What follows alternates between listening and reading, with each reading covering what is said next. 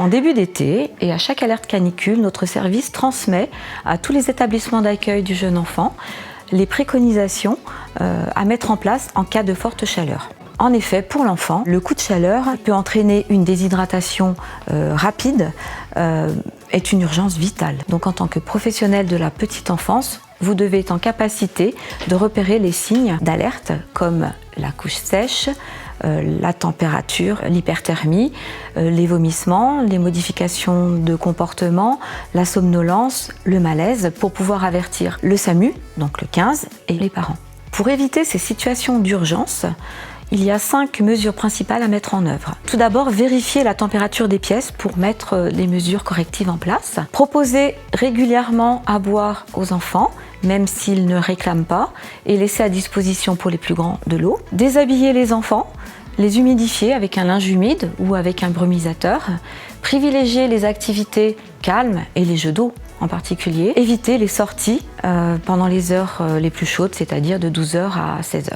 Il faut surveiller en permanence la tolérance à la chaleur pour les enfants, mais aussi pour vos collègues. La directrice en lien avec le gestionnaire sont responsables des mesures à mettre en place et les professionnels de PMI restent à votre disposition si nécessaire. Pour se prémunir des coups de chaleur au sein d'une structure qui reçoit de jeunes enfants, il y a 2 grands axes.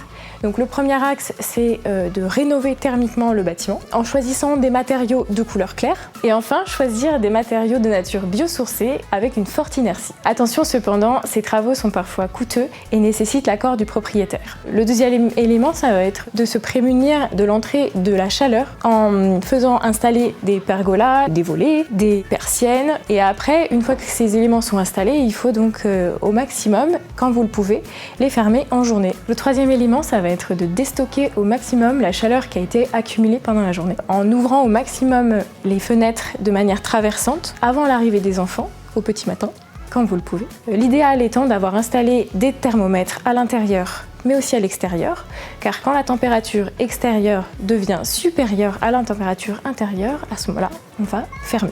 Le quatrième élément est de végétaliser au maximum l'extérieur, donc végétaliser pour protéger les façades, ombrer les façades, en installant une pergola par exemple, ou des arbres isolés devant certaines fenêtres, et aussi pour apporter une sensation de fraîcheur apportée du coup par les végétaux. Le cinquième élément, c'est donc selon les réglementations en vigueur au niveau gouvernemental, vous pouvez envisager de brasser l'air, donc soit avec des ventilateurs, soit des brasseurs d'air au niveau du plafond, pour apporter une meilleure sensation de confort, diminuer d'environ 2 à 3 degrés la température ressentie. Et donc le dernier élément, ça va être de limiter au maximum la production de chaleur intérieure que donc on produit avec notamment les machines à laver, les sèche-linges, les appareils hi-fi. Plutôt essayer de les utiliser en dehors des pics de chaleur, donc en dehors de midi et 16h, en fin de journée ou en matinée. Et enfin, si le ballon de production d'eau chaude sanitaire se trouve à l'intérieur de la structure, bien penser à le faire isoler